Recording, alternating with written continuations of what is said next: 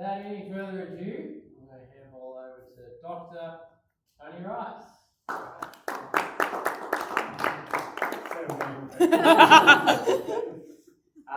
All right, so thanks firstly. The second one, so that's good. Second of many. Yep. All right, so the brief I was given was to do a training preparation for an ACT schools or clubs or the Pathway Day, for example, in preparation for the Nationals. Now, firstly, I always qualify, I'm not a rowing coach.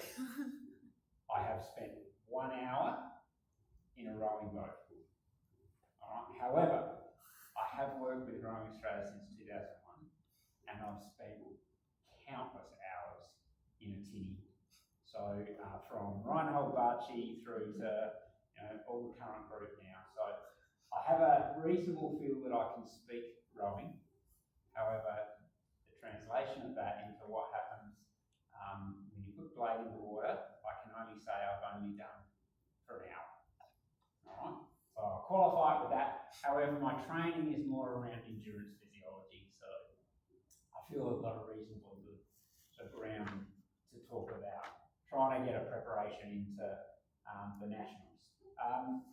There's also a number of other things from the space that I have worked in. Preparing for Nationals has been about what I would call a D taper. Okay, so if an A taper is World Championships, a B taper would be Lucerne World Cup, a B taper would also be the Selection Regatta, a D taper would be probably the December time trial in my space. Okay, so Nationals is sort of in that ballpark from where I prescribe things for, but totally understand for this group it's an A taper. Okay, probably, or maybe if you get to go to junior trials or something like that, it might be an A and then try and carry on to an A. Now, as being part of Pathways, Jason would shoot me if I did not provide a brief overview of the technical model. Okay, so I did have the big whole posters, like the ones up that are framed up there behind the Christmas tree. But again, that is way technically too much for me to talk to, but I can understand this. Okay, so what we're looking at for the Pathways people is a couple of key focuses. We're targeting the middle 1,000 of the race to have the highest boat speed for the middle 1,000 of the race. Okay, now I'll go into why that is, but we're focusing that because we believe that that's the right type of training to do that will have the greatest effect and impact over the 2,000 metre race. So we're looking for early speed, but we're then looking from 250 to say 1,500, 1,250 to be the highest boat speed that we possibly can as efficiently as we can. All right, so you can get to the 1,000 metre mark in first place, but you can spend everything to get there. Or you can get there as efficiently as possible within a reasonable margin and have a great capability to go on and win a race. Now, as I said, I'll go into the winning tactics at the moment. In Belgrade and in Paris, a little bit more volatile in Paris, but in Belgrade World Championships for qualification. Generally speaking, first, second and third through the 1,000 metre mark in the final were first, second and third. Generally, first through the 1,000 metre mark was first at the end. There was only one boat class where someone came from outside the top three in at the 1,000 metre mark to actually go on and get a medal. Okay, so there's a pretty strong trend to say, get out fast, be through the 1,000 metre mark in the top three, manage yourself in the third 500, and a wind to the finish doesn't matter at all in open racing.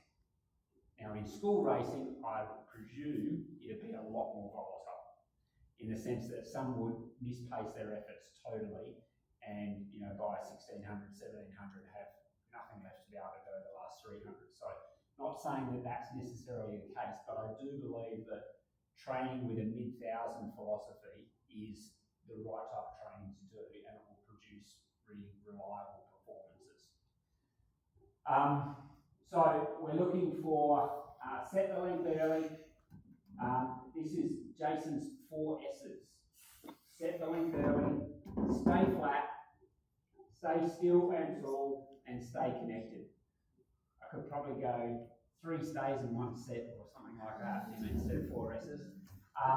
But that's an abridged version of the full-blown posters, but that's all of the messaging that we're giving to the Pathways athletes from under 23s all the way down. So every time we talk to them, these are the things that we talk about. We're doing a real education piece for the under 23s at the camp coming up in December around this rocking over of the pelvis for length. Okay, now, Kendall, I know your experience, obviously. One of the deficiencies we found in the men's 8 this time around was hamstring length. Okay, they had a really poor rock over, so they couldn't get their length the way we needed them to get their length by being really rocking over and getting their length early and then sitting tall and coming out and reaching for it, because hamstring flexibility was actually quite more reduced than what we thought it was going to be. So we're doing a bit of education work around that with the under 23s now. And then still when connected, a distance per stroke philosophy. That's come in from Tomo, it's been in for the last 3 years, but we definitely think that we are looking for distance per stroke in those real high quality sessions that we're looking for. Okay, so if you go out on the course and we're doing 1800 metre pieces, when we see rate steps up, we want to see boat speed go up. And it should be linear. Okay, it shouldn't be that you get 1% prognostic for 2-point rate when it's down low and only 0.5% prognostic increase when it's high. It is linear. Okay, so you need to look for that linear trend. Now, some boats it's flat linear, other boats it's really steep linear, but it is an actual linear trend that as rate goes up, distance per stroke and prognostic should go up in a linear format. Training on speed. One of the things that we're looking at the moment is whether we can take out training on speed and replacing it with training on power. Okay, so this next 4 years we're going to actually start to evolve using the Peach biomechanics system and a couple of other systems to start seeing if we can do what cycling do, per se. So they prescribe today, you guys are doing 200 watts boat average. That means for Fraj, it's 220 watts. For Nick, it's 240 watts.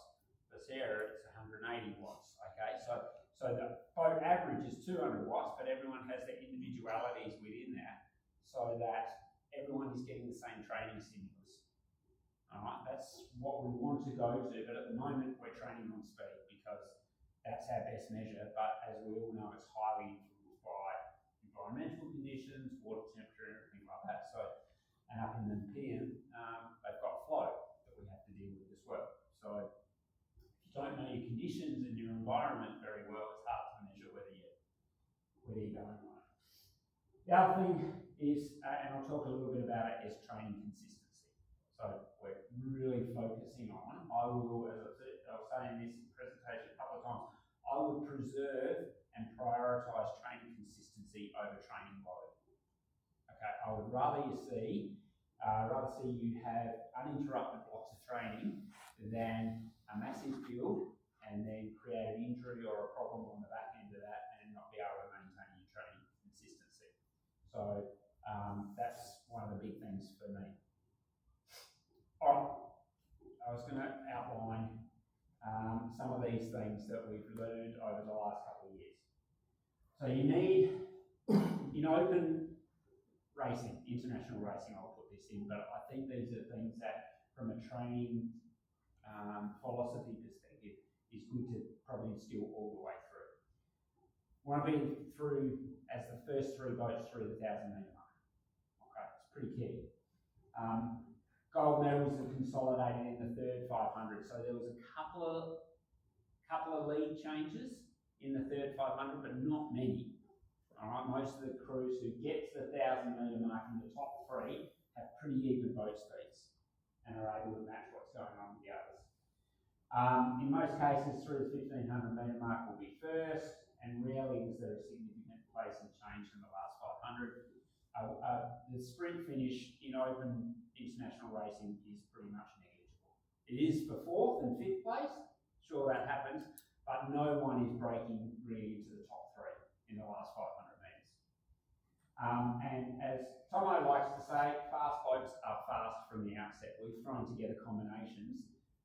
Crawshay and Brennan at December time trial went 98% off the bat first time they've been together as a combination. So the quads we've seen do it, the men's 4 we've seen do it, men's 8 last year did it. Really quick from the outset. And all you're then trying to do is just refine the capabilities of that crew.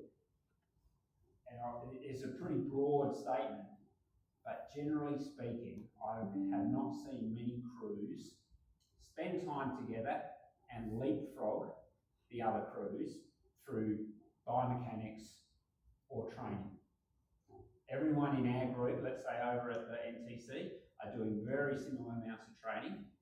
And if you get a fast crew, that is a fast crew and they are your benchmark all the way through the season. And rarely do you see that someone will train their way through and jump over the top of that fast crew from the outset. Okay, so you're really looking to put together crews who are fast immediately and understand that quite often training is just a way of getting more efficient at racing than it is about actually getting faster and jumping over the top of crews. Quick question. Yep. Is that a random thing with these fast crews happening early, or is it just a combination of the personalities or people, or what is it? It seems to be. It honestly seems to be this combination of the people and just the compatibility of that as a crew, the way they go about it. And we all know people who jump into a boat and make a boat go fast or make a boat go slow. Okay, there's lots of people like that, and quite often they'll either be typecast that way, or that is part of their rowing personality or their DNA. They make a bigger boat go fast, but they can't make a small boat go fast. All of those types of things. So generally speaking, there's just some compatibility that happens with those crews. One of the ones that I would say that I can recall that was slightly different to that was Drew Ginn and Duncan Free, but only because Duncan had changed from sculling to sweep, and he just had to learn how to sweep properly. Once that clicked, they were quick. You know, they'd paddle rate 18, they'd be at 86, 87% of prognostic, and yeah, at 26 they'd be 92. Okay, they just had great baseline speed, and as I said, they were a pretty low trajectory, but they just started at a really high level. So it's a weird one. Can't say exactly why though. So the science, it's not force curves or stuff. No. Part of the compatibility is how their force curves match up. Okay, especially in smaller boats, you know, where the stroke and the bow are complementing each other to keep the boat straight, all of that type of thing. But Crawshay and Brennan totally different, but they worked for someone biomechanically very, very different. Okay. Yeah. So the aim is to have the fastest middle thousand of any crew at the race. Okay, you pretty much if you get that, you're guaranteeing yourself a really good placing, and most likely you'll go through, have a win, and one of the things is the best boats win the heat, the semi-final, and the final. And this whole theory of working your way through a regatta, okay, I don't have a lot of faith in it, okay, because there's so much motivation that goes into winning your heat and setting it up from there, okay, that you can carry that on for a week, okay, whereas you get handed to you in a heat and then have to reframe all that. It takes a lot of emotional energy, a lot of physiological preparation. You might do something crazy. We've seen it happen. Swap your swap your strokes out, whatever, it works for the Germans, doesn't work for us, all of these things happen, okay, to try and be that spark, that happens because we don't win a heat, okay. Obviously, I like telling stories while I go along because it just helps offset some things. So this story is 2016 Rio. I'm standing at the 500 metre mark across the other side of the lake with the big cross reamer up on the top, filming, and Kim comes through me at the 500 metre mark, all gold, she's clear length and a bit ahead. Finished videoing, start walking. It was about a 20-minute walk back around the lake to the finish line. My mum rings me, and as I'm walking back, I'm around about the start line. She goes, "Was that planned?" And I said, "Oh yeah, of course it was planned. She was fine." So it was planned that she was going to come third and be beaten by the Mexican. I said, "What?" And so, as it so happened, she got to the 600 metre mark. The big crosswind came through it, she had two boats, two end packers, almost identical, but one was 10 centimetres shorter than the other one, okay? And it was much tippier, it was a lot more like a banana. She raced that one because, unfortunately, I did say that the weather conditions were going to be pretty good for that race. However, the conditions swung a little bit earlier than anticipated and hit her at the 600 metre mark. As you know, she got done by the Mexican by a clear margin, and we had to totally reframe things. So that's about one of the instances where not winning the heat went on to be okay, but generally speaking, in general trends, win your heat, win your semi-final, win your final. All right, so training strategies. It's funny, again, another story. Tomo has seen me present the last 3 times, and it's all been about high intensity. So he's got this belief, I think, now that I'm all about high intensity. But I'm actually not all about high intensity. I just think that we don't do high intensity very well and with a structured intent to it. Okay, I think we spend a lot of time in our base phase, which is outstanding. It's developing efficiency, all of the key criteria around delivering a 1,000 metre middle 1,000 that is the best it can be. However, that middle 1,000 is done at VO2 max. Let's not think that it's 85% or anything like that. If you execute it properly, it's at VO2 max. So therefore, to have the fastest 1,000 metres of anyone in the race, you need the best VO2 max and you need to be as efficient as you possibly can at using it. All right, now that doesn't come only by doing base aerobic work all the time. You have to mix in high intensity efforts, you have to mix in high intensity efforts at near maximal race pace type intensity, and you have to do it on a structured work rest ratio so you can get the best out of it. So yes, this is the bulk of our training, and a distance per stroke intent is what we are looking for. Move the boat, bend the oar, keep the oar bent all the way through. Right, it's as simple as that. If you're doing that, your intent is correct and you'll get the right outcomes from it. Yes, there's some efficiencies, there's leap, there's arc, there's all of that goes in it. But fundamentally, if you put the blade in cleanly, put a bend on the oar, keep the oar bent all the way through, and exit it out cleanly, you're doing most of the right things. Then it's just look after the boat on the recovery. Okay? So we want to do that at base endurance work. Now you can't do that every single time you go out on the water.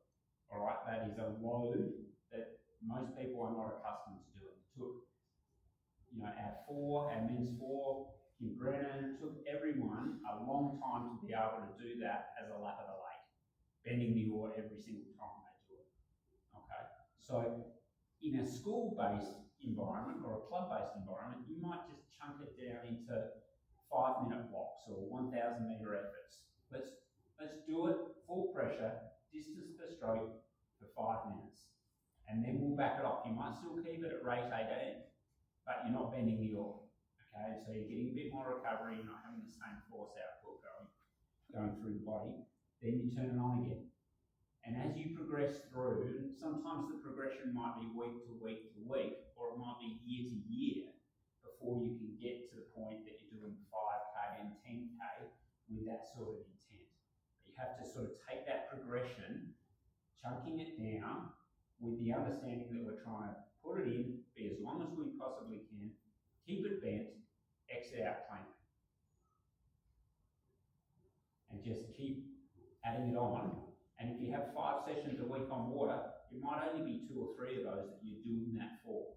The others are technical rows, and you're sort of periodising it a little bit that way. Now this has come in a little bit later. We were always programming, if we said you were doing a T2 row, training zone 2, we'd sort of anchor it around rate 20. Okay, we're bringing it back to rate 18 now. Okay, so we think base paddling should be now rate 18, not rate 20. The ratio is better, the recovery is better, enabling you to actually do more time bending the oar. Okay, so 2 strokes less per minute is enough to give you a little bit more respite to be able to actually hold that for longer periods. So start thinking about your T2 rows now as rate 18 as opposed to rate 20. Okay. So Tony, can I ask a quick question? Do you differentiate between the size of the boat? Generally speaking, only in the top bands of the stroke rates. So if I was looking at rate 18 for a single versus rate 18 for an 8, for an example, I would still be looking at the same training zone that would be programmed for. Obviously, boat speed's going to be totally different, but for a single top rate's probably 36. Sure. Yeah. I was thinking more in relation to that. Yeah.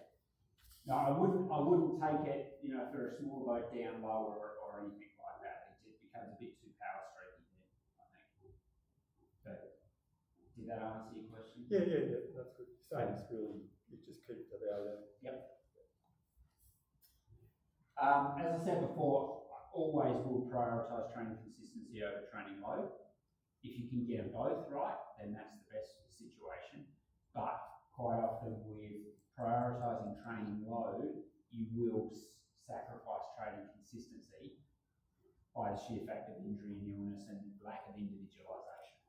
Okay, it's really hard. Like, I don't know how many people you deal with, but even just dealing with 20 men over there, we struggle to individualise to any degree. We get 1, maybe 2 training sessions a week that we can properly say, you're on this and you're on that.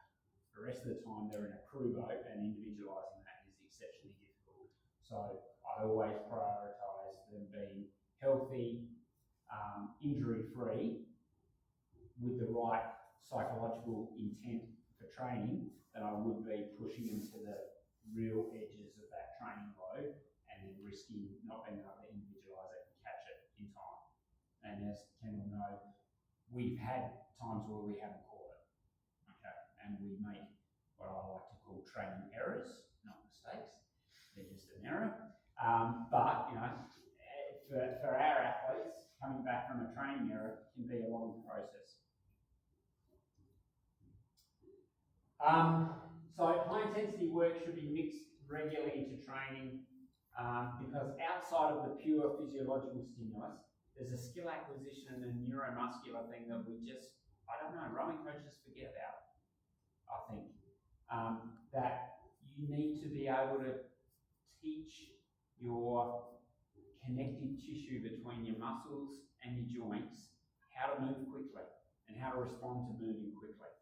So I have no problem with doing, I think I've got the example here, Lyle loved this one, but 9 on, fast, 5 off, light, for the last 2K coming back into the pontoon. That's enough from a neuromuscular stimulus and a skill acquisition stimulus for people and rowers to be able to start getting an idea of how do I move fast and how do I move in this combination fast and how do I go from the first stroke to the second stroke to the third stroke. And it's non-fatiguing, but it's enough to get that neuromuscular stimulus so that when you actually come to put in a block of speed work, the body's already primed. It's got some pathways ready to go. You don't have to create these learning pathways within within the muscles and within the recruitment of the fibre types to be able to get it to move fast. Okay, so regular low lows of high intensity work, if that makes sense, are really beneficial and should be incorporated all the way through the year. But the specific block of speed work happens in a periodised fashion, which I'll go into. The other thing that we work heavy on in the under 23 space and made some good progress over the last 2 years is the starts. We came from 2021 where we didn't go to World Championships, but everybody else did, and the rest of the world pretty much did. And we went into 2022 Varese, and we pretty much got dumped out of every start. We'd forgotten what it was like to start at an international race. Okay, and we found ourselves behind the 8 ball. We couldn't get into that top 3 through the 1,000, and then we're playing catch up all the way through. So in 23 and 24, we did some real serious work around the first 100 metres, the first 10 strokes, of making sure that we didn't need to lead out, but we needed to be within reach so that we could then use our middle 1,000 strategy to put ourselves into the race by the 1,000-metre mark in a good position. So that means, and the way I'll sort of describe it in the periodisation that I'll show you is that maybe in some of these 9 on 5 offs you do from standing start, okay, and really maximise that 10 stroke sort of theory. And then in the block post New South Wales Champs is where you start to do your timed pieces, etc., from a standing start rather than a running start. Okay, to really just start to maximise that sort of load, which is quite heavy from a stationary load. All right, can you see that? Yes? Is that right? No, I'm with you, Dave. I need to sometimes not. I can share the slides, but that's easy enough. All right, so this was my first go at doing a nationals periodisation. All right, so along the weeks here, along the top, you've got the weeks through to nationals. Here, you've basically got 17 weeks from the start of this week. All right, so nationals. So the way I go about a periodised plan is I go, right, what first question I ask myself is, what's the heaviest week going to be in load? So you might say, and I'm guessing here, it could be, the reason why I've tried to keep this as generic as possible is because I don't know the difference between a school load and a club load and an ACT load. Okay, so so bear with me. What's the heaviest week that we're going to do? This is the heaviest week here. All right, and I've put that a week and a half out from starting the nationals. Now, remembering that some of you might be racing at the start of the week, some will be racing at the end of the week, so we've got a little bit of a thing to do there. My current thinking, I've gone through numbers of tapers. I've done what's called a drop taper, where I go to the hardest week, and then 10 days out, I drop straight down to 50% deload straight away. All right, and then just hold that all the way through 50% load of the hardest week. Everything's relative to the hardest week. Then I've done a progressive deload, which is what this is. It's not a 50, it's about a 30% unload into this recovery week. And then it's hard to quantify what a week of competition is going to be like in terms of load, so let's not worry about that so much. But it's about a 30% unload from this week. The reason being why the drop taper doesn't work, I found doesn't work, is our rowers carried too much fatigue over. Okay, and their legs got heavy, and 50% was not enough to get the heaviness out of their legs. Okay, so that actually most of the rowers like to carry, that I've come across, because they're aerobic athletes, they like to carry a bit of fatigue into racing, the first part of racing, and then they freshen up through the week. That's the way we tend to work it. So here's the heaviest week relative to competition, and then I go back and go, okay, what are the other competitions that we're going to do? Now, I don't know all the school to go, so I just put in New South Wales champs as the other one. And I try and do a very similar replication of the heaviest week leading into the other competition. It's not the full-blown one, but it's pretty close. So we've got 960 units here, we've got 900 units here. Okay, now my training units, you might have heard that it's just an endurance training sport. It's just like a amount of work. Think of it like that. What I want to do year on year is refine what is a heavy week. So you might find out by the end of this that 960 is too much. Okay, so you dumb it down a little bit the next year. Or you might find it's not enough. You're not going to find it out until you do it. Okay, so it's an experiential type of thing.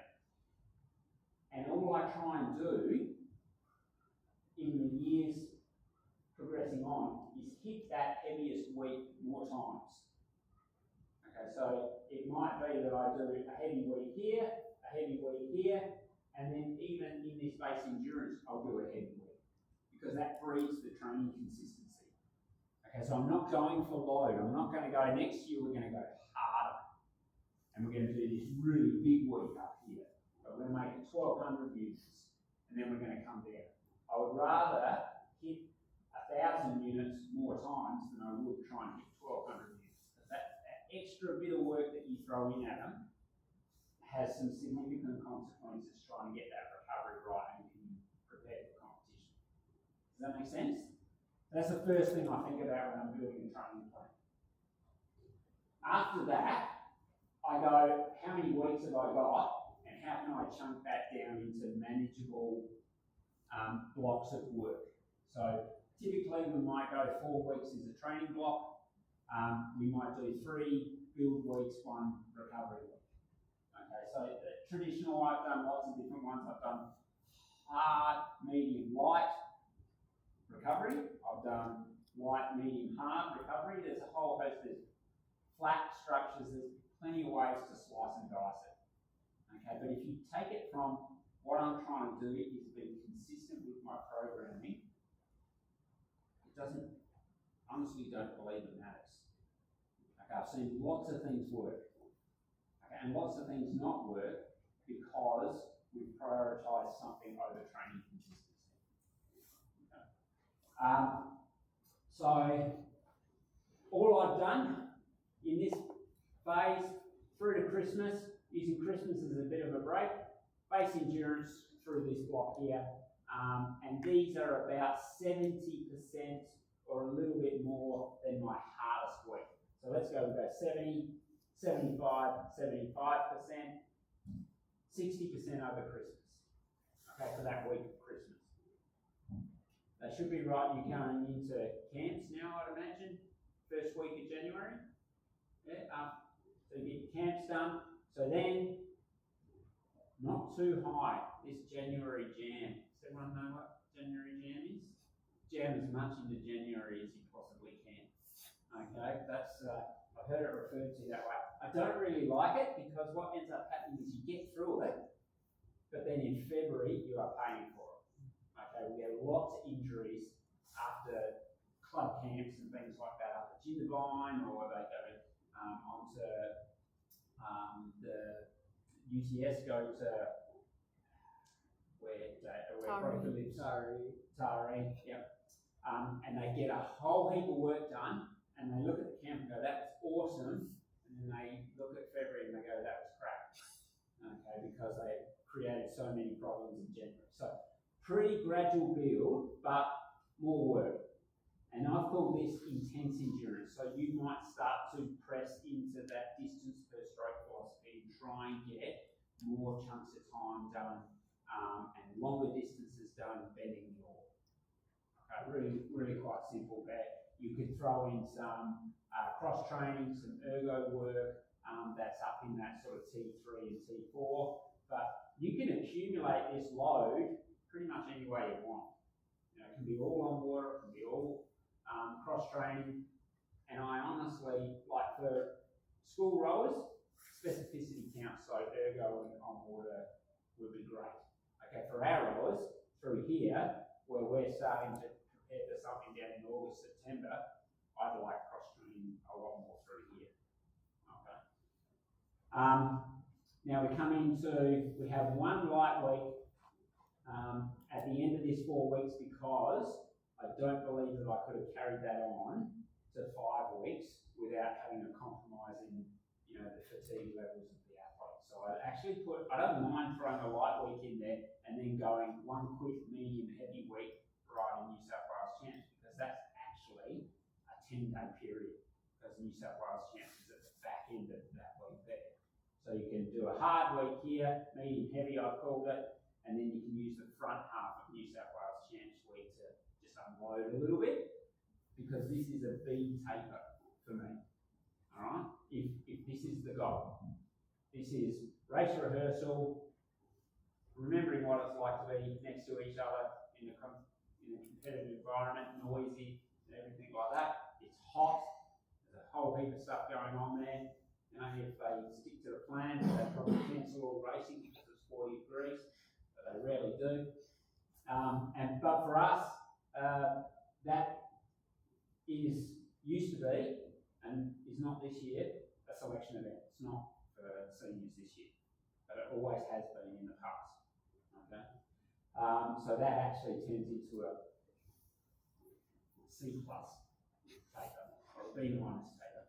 All right, so then on the back end of that, first block of racing, competitive racing, I take the first 3 days or so just to get back into what I like to call the rhythm of training. And then we go into a specific preparation block, jump straight in after that light week to medium, heavy, medium, just a little bit light, and then a bit of a hit block for 1 week. Okay? Now, when I call a hit block, I'll sort of outline that to you, what I think that is. But through these ones here, you can do 1 or 2 sessions of the hit sort of work that I'll prescribe. But that's where I do the real specific, high-intensity, deliberate type programming. Still do it through here, but it's less structured and it's less focused on, all I want you to be getting out of this is speed, VO2 max, and training recovery. Okay, out in the water. So does that make sort of sense to you there? And then down the bottom here, I've just colorized it. And apologies for those people who are colorblind. I'm learning my to try and redo these outside of green and red, because people tend to not be able to see them, colour especially. Green is base work. Orange, the middle one, for those who are colourblind, is what I call threshold, and red is race.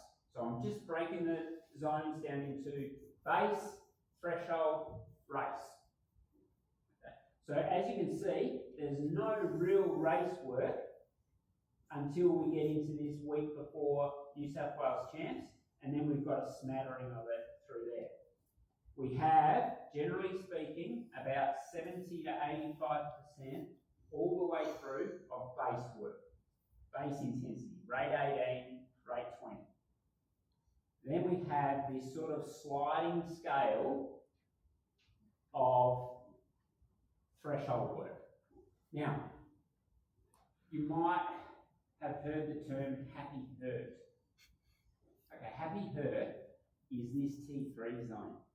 You think you're working, but you're loving it. It's hard, you're breathing hard, and you can do it and do it and do it. But I tell you, it does nothing for racing, and it does very little for your base fitness. So we try and stay out of this happy hurt zone, T3. So T4 is threshold, so a rating 7 out of 10 in an RPE scale. Happy hurt is the 5 and 6, okay, because base work should be no more than about 3 or 4 out of 10. Right, if they're rating it, oh, that was a 5 out of 10 or a 6 out of 10, tell them to go do triathlons, because that's where they race. That's the intensity they race at. Okay, that's so you'd spend a whole heap of time training for those events in happy hurt. We need to be in base or threshold and above. That's what we want to do. So that's why we don't do rate 24 work that much, and rate 26. For me, threshold is about rate 28 and over, okay, and base is rate 20, maybe 22 and below. Okay, does that make sense? Now we all understand that we have to progress through rate 24 and rate 26. Right, we know that. So I'm not saying we can't do it. But I'm saying you want to minimise the time there because there's very little gain. The efficiency that you get at rate 26 does not translate to race rate, and it helps you no time. It's not the ratio you're looking for at rate 18 as well. Okay, so let's work on that sort of slightly polarised model. Can you see all that? Is that right? You have a question? I don't know if it's right. Do you have a question? I mean, I'm just trying to see the numbers at the bottom there with the very bottom graph thing. Because partly one of the things that I had a question coming into this was like particularly in that last, like the New South Wales to Nationals block, let's say, with what's the scale of like how much to keep doing like T2 versus threshold. And it doesn't actually, like from what I can see, it's probably, is it not as, let me see if maybe this not works as a bit drastic better as for you. yeah. All right, so again, apologies for the colourblind. I put blue in this one. So blue is your base. Okay, so you can see we've got high amounts of base here, the scale is over here. All right, training zone percentage for the coloured columns. All right, so blue base, we see we go down to about 75% through here. Then we have threshold. You can see it's not that much here. There's no racing up the top, no red. Okay, but then we come to New South Wales Champs. We had a little bit in those 2 weeks there.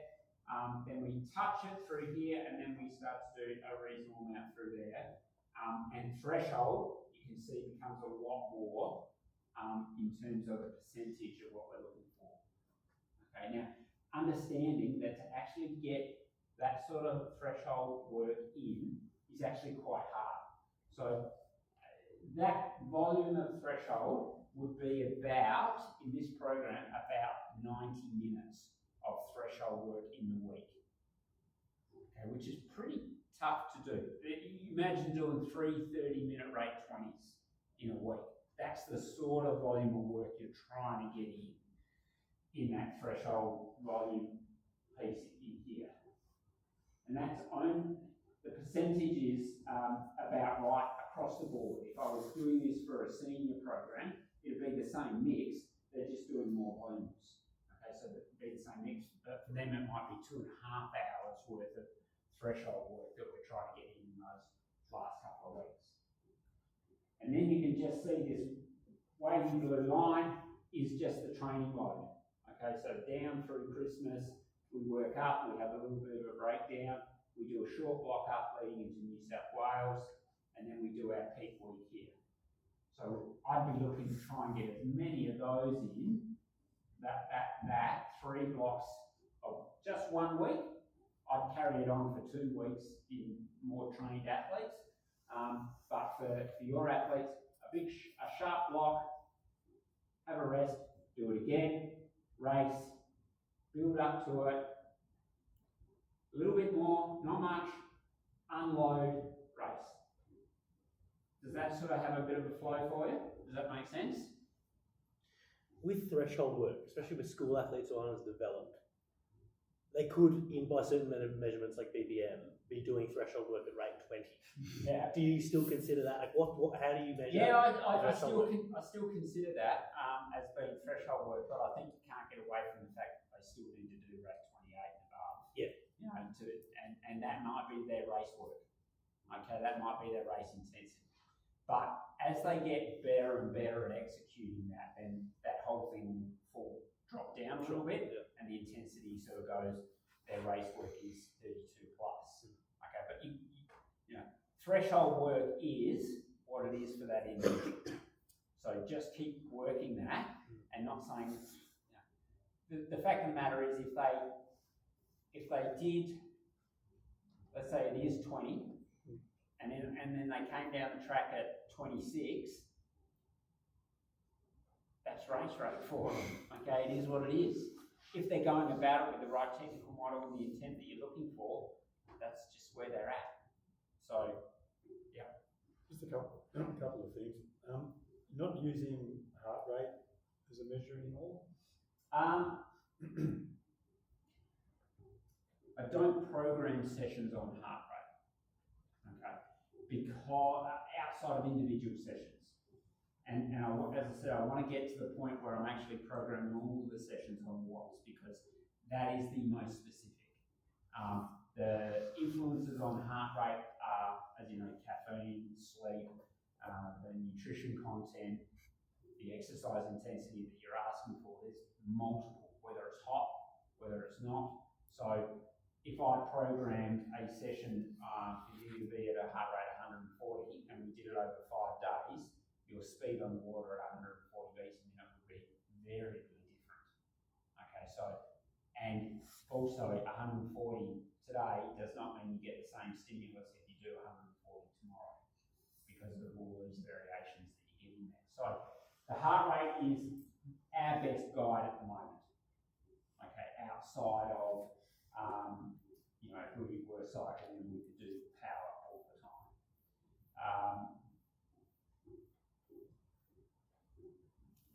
The coaches in the past and the MTCs, especially John Keogh, did not like the fact that he thought that sports scientists were telling the athletes to no, you're training too hard, get your heart rate down.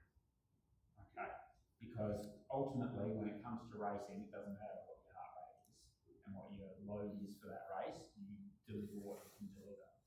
So, you know, for me, what we do is we track the load with heart rate.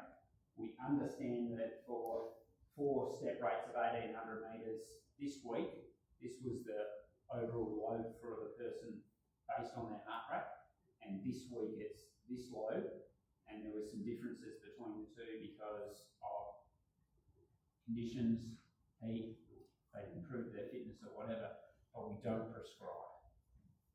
We have an ultimate in that, you know, ideally, rate 18, doing probably 78% boat speed at about 80% of your maximum heart rate. This is a theoretical perfect system, but rarely does anyone achieve that. Certainly aware there's a few coaches that have said just don't want to know. No, don't want to know, but I do want to log it.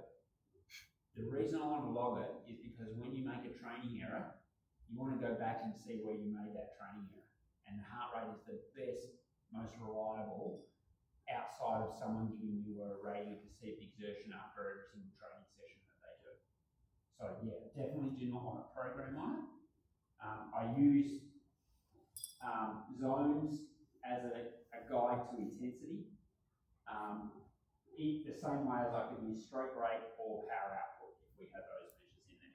So, but yeah, I'm not, especially for crew-based situations and whatever. For individual sessions, if you're going to do a low intensity recovery session on the earth, sure, keep it below 120 heartbeat.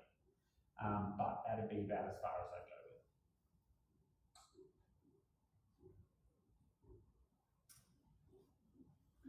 And that's that.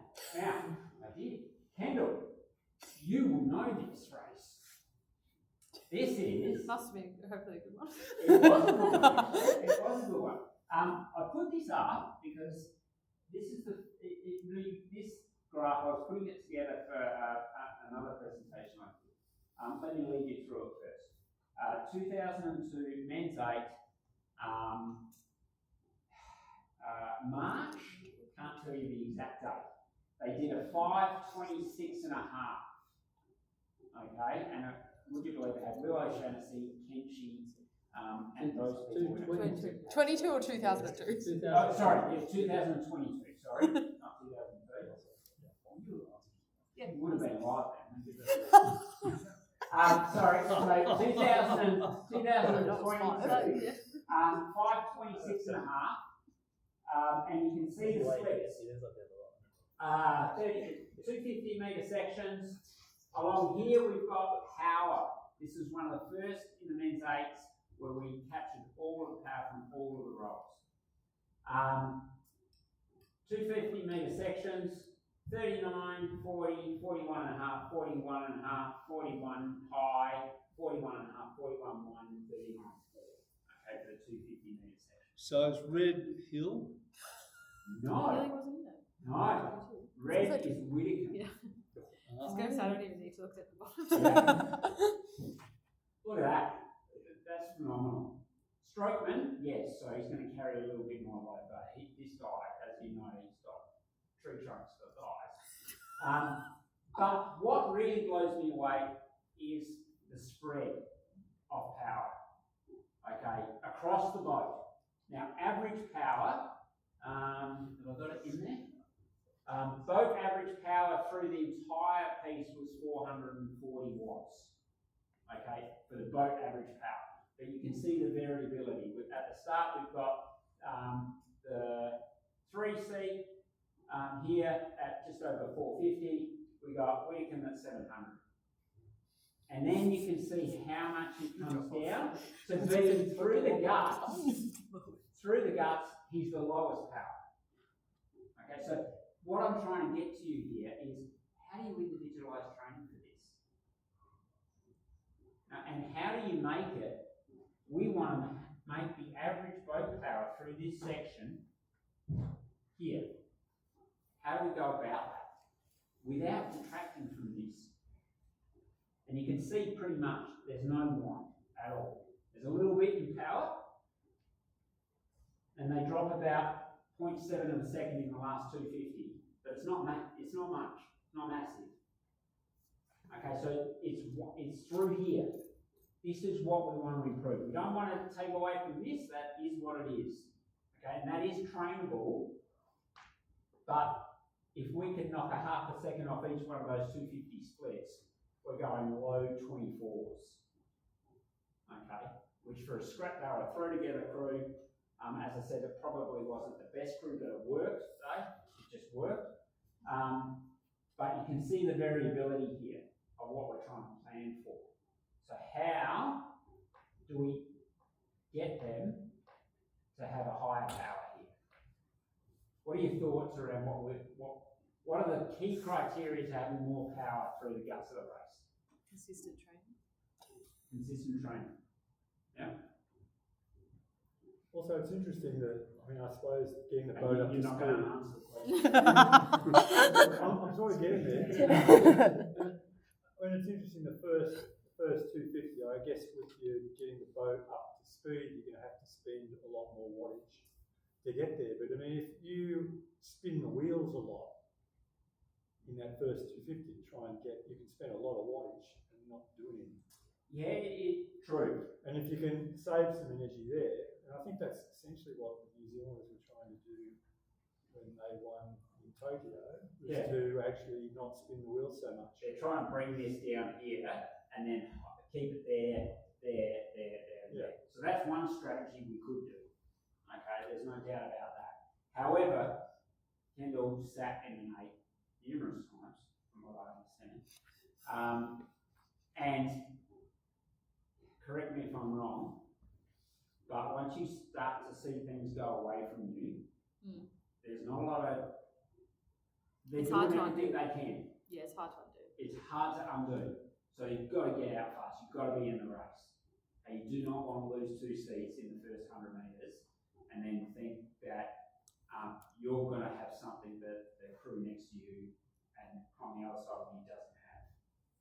Okay, it's a really difficult thing to balance out. So what I'm saying is anaerobic capacity, we keep that. Okay, we train it, we keep it. Maximal aerobic power is definitely trainable, and our biggest bang for buck is what we're looking for. So what we can do, training consistency is one of the things, but for this to improve, we've got to push the edge of what we're trying to do in terms of intensity and the work rest ratios that we're looking for. Another easy way of bumping it up is to put on 5 kilos of lean muscle mass, but that probably has some detrimental effects as well. But I've just loved the variability of that, especially that first 250. Why couldn't you just replicate the 2 man seat across the 8 seats? Yeah, he's pretty good, eh? Yeah, Is there a dynamic in that the stern of the bubbles was the stern guys were moving the bubble faster at the start than the guys were taking them? it typically Front wheel drive. typically does do a little bit like that. I just said, yeah, front wheel drive. We kind of. Nice. Yeah, I like it. Yeah, it's unique. It really is. It just sort of puts it into perspective. So what I'm going to do now, transition. So there is 4 sections of the race that are trainable. This one, don't even worry about it because all your training takes care of that anyway. Okay, so then there's 3 sections that you're training, and they are specific capacities that don't get trained that much by the other one. So if I train this one here in a specific way, it doesn't really transfer much to this. Okay, and vice versa. This here doesn't really transfer. So aerobic power does not translate to anaerobic capacity. Think of this part here as a bucket. Okay, it's a bucket full of water. And if you do the fastest start you can do, you've basically got no bottom to your bucket. All the water falls out, and you do not get it back by the end of the race. You've used it all. Okay, so this is a finite capacity. This is infinite if you train it the right way. So, taking that section, these are the sort of high intensity workouts that you can program in for each of the specific ones. But I'm only going to focus on section 3. I'm going to cover up that section there. So, section 3, guts of the race, middle 1,000. Your duration of efforts are 2 minutes to 8 minutes long. Okay, your work rest ratio is 1 to 1 or 1 to 1/2. So 2 minutes on, 2 minutes off. Down to, you never do 2 minutes on, 4 minutes off. That's the wrong way around. Okay, it's 1 to 1 or 1 to 1 or 1 to 1/2. 8 minutes on, 4 minutes off. Okay, that dictates the right intensity that improves VO2 max, that improves mid-race 1,000. Okay, so if you are programming 4 minutes on, 8 minutes off, you're not programming for this part of the race. Okay, that's general aerobic preparation. Okay, work rest ratios, the intensity is near maximum, 85 to 95%. So if it's on, let's say it's on the ergo and the power was 300 watts, these efforts of 2 minutes are done at about 95% of that, so 290 watts. And the longer efforts are done down at about 85%. Okay? It's an inverse relationship, obviously. Repetitions, somewhere between 5 and 15, so you're trying to accumulate about 25 to 35 minutes in a session. So the classic one that we did in a study looking at this, 2.5 minutes on, 2.5 minutes off, by 4 repetitions, 5-minute break, repeat it again. That was about 20 minutes worth of high intensity, near maximal stimulus. Now, I don't even know how that would go with school kids, honestly. But with the thought process that it takes 3 sessions to learn how to do it properly. For the 4th session is, I reckon I've nearly got this. The 5th session, they'll nail it. That's how you talk them through it. Okay, they're going to be pretty poor at it the first 3 times. It's going to take them a while to get to it. They might get the first 2 efforts out at the right intensity, and then they'll question themselves whether they're going to be able to do it or not. Okay, it's not easy work. It's hard work. Okay, it's really hard work. And the reason we've done it on the erg is because it's much easier for someone to fail individually than it is if one person fails out on water and they're in a crew of a 4 or a core. Okay, that makes it hard for everyone. But ideally, you want to do some of these individually on the erg and some on the water. Okay, because there is a neuromuscular component to it as well. But so you can do that in the general preparation and anything leading into an A competition, which would be that chunk of 4 weeks before the Aussie Nationals. I've just put this up just to give you a bit of an example of this heavy aerobic, this happy vert zone. Okay, they're 20 to 30 minute blocks. Okay, someone said 8 to 10, by that, maybe they're a bit longer than that. But you know, it's comfortable, it's below threshold. Blood lactate of 4 is about threshold, so it's below that. It's in that sort of 82 to 89%. It's pretty much where I do all my commuting, you know, to and from work to home and whatever. You know, always rate it around somewhat hard. You know, feels great, but I'm really not doing anything for myself. If I was a rower, that is. So we're trying to do our work up here, our base work in that, and we're trying to do threshold and race work down here. You've heard of the polarised training model. That's what it is. It's just splitting it out.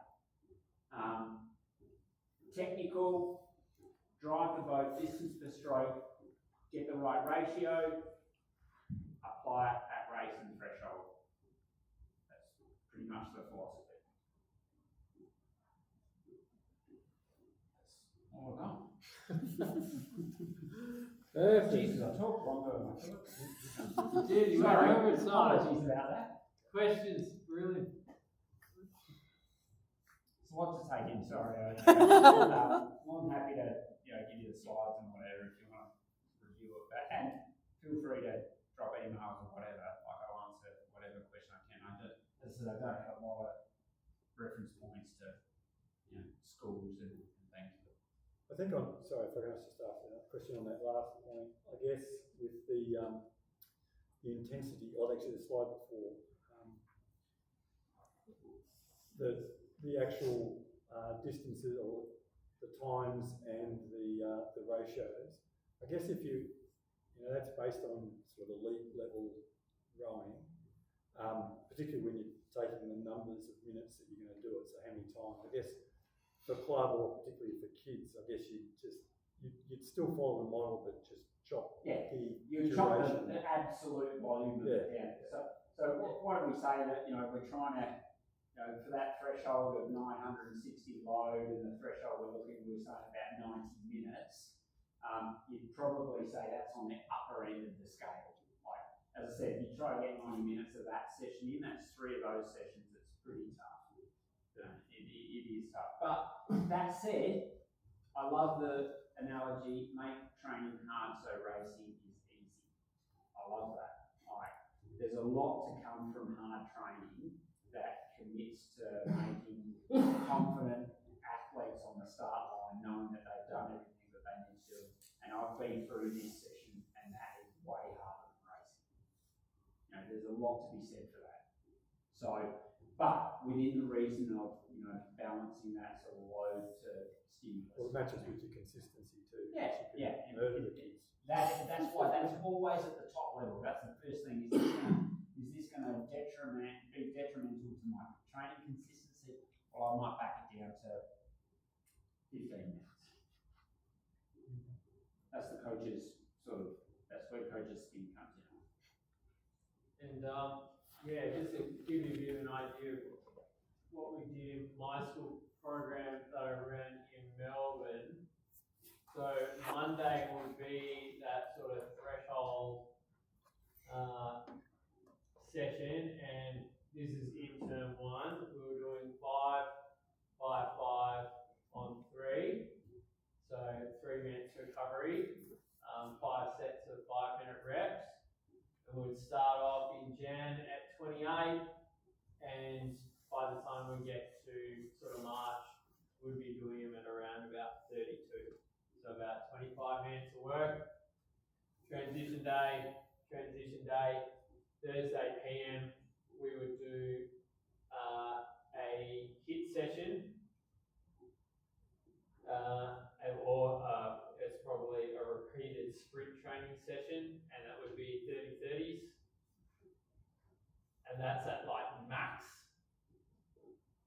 and then Saturday you've got either your racing or it would be like a seat racing session. So it would either be regatta or say like, 6 to 10 by 1Ks at basically max. And that's with school age kids, sort of 16 to 18 type range. Obviously, like there were time constraints there, like our sessions on water during the week were only 70 minutes. So we didn't have lots of time to play around with, but we were able to get sort of decent amounts in that sort of T4 and up range with the younger kids. Yeah, I think what comes with the age on that is not their ability to do it, it's their ability to do it repeatedly.